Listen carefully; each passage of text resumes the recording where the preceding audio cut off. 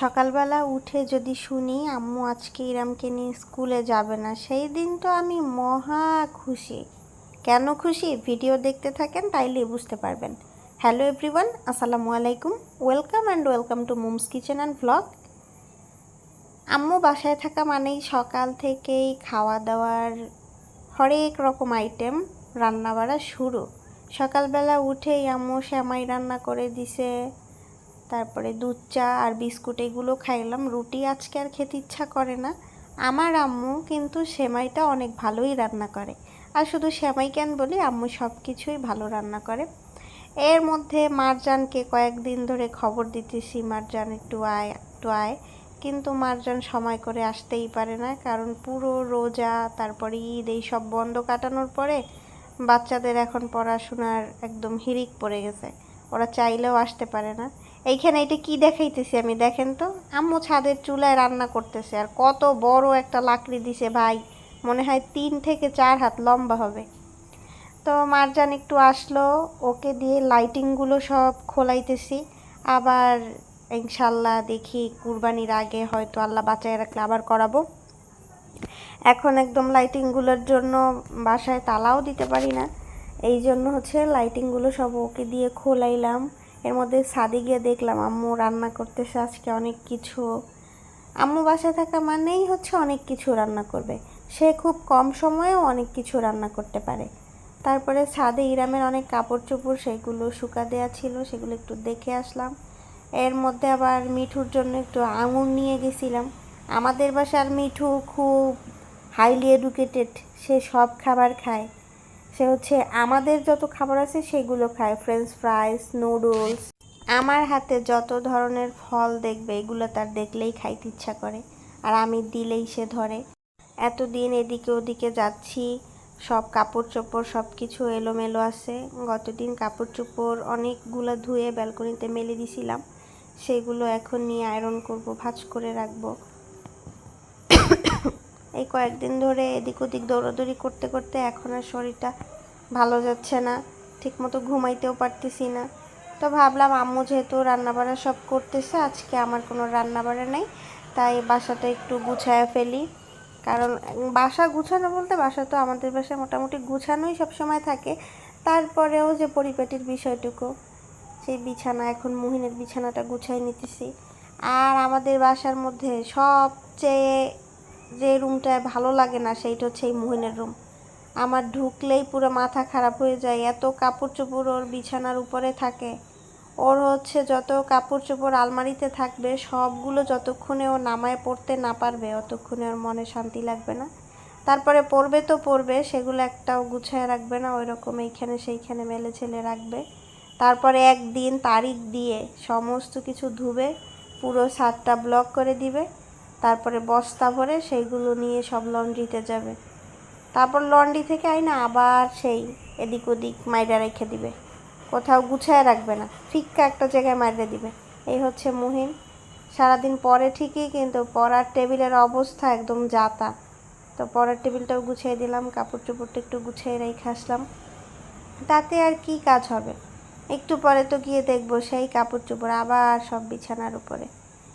তারপরে এখন আমার বেডটাও ঝাড়বো, একদম পুরো সব ফার্নিচারগুলো আজকে একটু মুছে দিতেছি, কারণ হচ্ছে এই 2-1 দিন একটু বাতাস বৃষ্টি হইতেছে, তো এই জন্য বাতাসের সঙ্গে ধুলাবালি একদম ঘরের মধ্যে ঢুকে যাইতেছে, আর সব ফার্নিচারের মধ্যে মধ্যে ঢুকে যাইতেছে।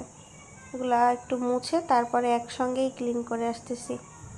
যে প্রথমে খাটটা মুছে নিলাম, এখন বিছানাটা ঝাড়তেছি, বালিশগুলো ঠিক জায়গায় রাখতেছি। আর আপনারা অনেকেই হয়তো আমার এই মশারিটা এই বিছানার সঙ্গে টানানো দেখা একদম বিরক্ত হয়ে যাইতেছেন। ওই যে পাখির বাসা করে অনেকে রাখে না, আমি আবার সেইটা পারি না, এই জন্য এরকমই রাখি। আর আমি একটা এমনই খুঁতখুঁতা মানুষ যে এসি ছাড়লেও আমার মশারি টানানোই লাগবে। মশারি যদি না খাটাই আমার অনেক ভয় লাগে, কেন আমি জানি না। মশারিটা টানাইলে আমার মনে হয় যে একটু ছোট জায়গার মধ্যে আমি আছি, এখন কোনো ভয় নেই। আর না হলে আমার অনেক ভয় লাগে, এটা ছোটোবেলা থেকেই অভ্যাসটা হয়ে গেছে, মশারি না খাটাই আমি একদম ঘুমাইতে পারি না। এইটার অবশ্য একটা কারণ আছে, কারণটা কি তবে এখন আপনাদের সঙ্গে শেয়ার করি। একবার আমার কানের মধ্যে একটা পোকা ঢুকে গেছিল, কি যে কষ্ট আমি পাইছি সেইটা কোনোভাবেই আর কি এখন পর্যন্ত বললেও হয়তো শেষ হবে না। তখনকার ব্যথা তো তখনই ছিল, অনেক কষ্ট ছিল। তার মধ্যে সবাই বলতেছিল নাক মুখ একদম সব বন্ধ করে রাখতে, শ্বাস বন্ধ করে রাখতে, তাহলে নাকি বের হয়ে যাবে। তো সেই রকমই নাক, একটা কান সব বন্ধ করে রাখছিলাম, একদম শ্বাস করা বন্ধ করে রাখছি অনেকক্ষণ, তারপরে বের হয়ে গেছে। এইটা যে কত কষ্টের, ওই থেকে একটু ভয় পাইছি। আর আমার একটু ভূতের ভয়ও আছে, একটু না, ভূতের আমার অনেকই ভয় আছে। এই জন্য হচ্ছে আমি মশারিটা খাটাই, তাহলে মনে হয় আমি একটা আটকা কোনো জায়গার মধ্যে আছি। আপনাদের কাছে এটা ফান মনে হইতে পারে, তবে আমার কাছে এটা অনেক সত্যি ঘটনা ভাই।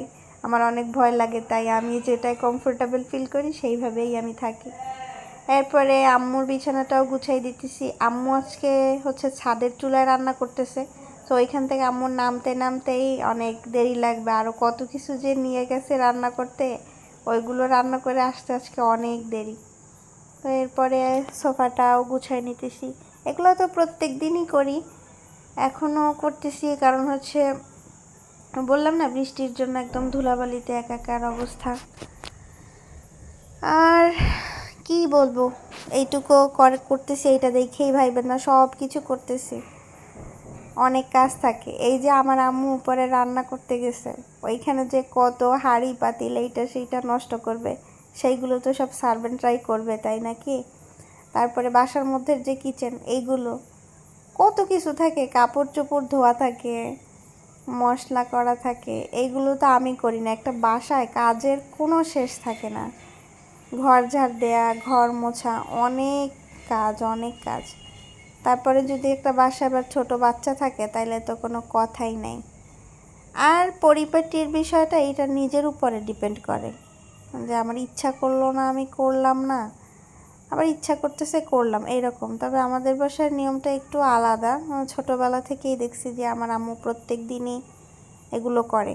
তো এটা দেখতে দেখতে এখন পুরো মাথায় সেট হয়ে গেছে যে না, এটা প্রত্যেক দিনকার কাজ, আজকে করলাম আবার এক মাসে করলাম না, বিষয়টা এরকম না।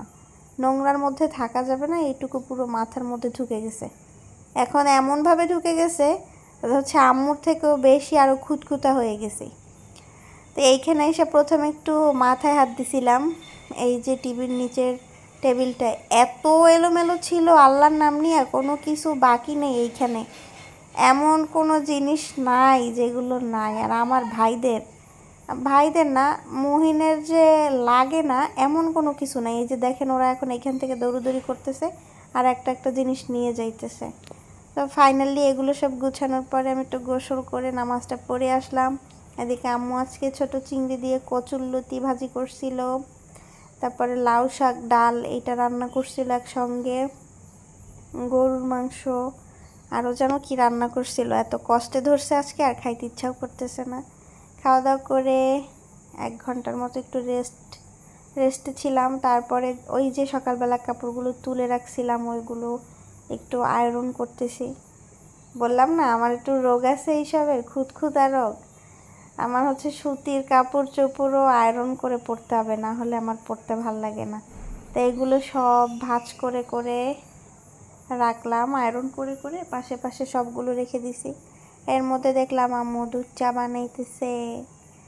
আমাদের বাসায় আম্মু আর আব্বু সবসময় দুধ চা খায়, আমারও তো খেতে ভালো লাগে না, তারপরে এখন তাদের সঙ্গে থাকতে থাকতে এখন পুরোপুরি অভ্যাস হয়ে গেছে। এখন মনে হয় এইটা না খাইলে কি যেন খাই নাই লাগে। তো চা আর নুডলস, বিস্কুট এইগুলো খাই আজকের ভিডিওটা এখানেই শেষ করলাম। Thanks for watching.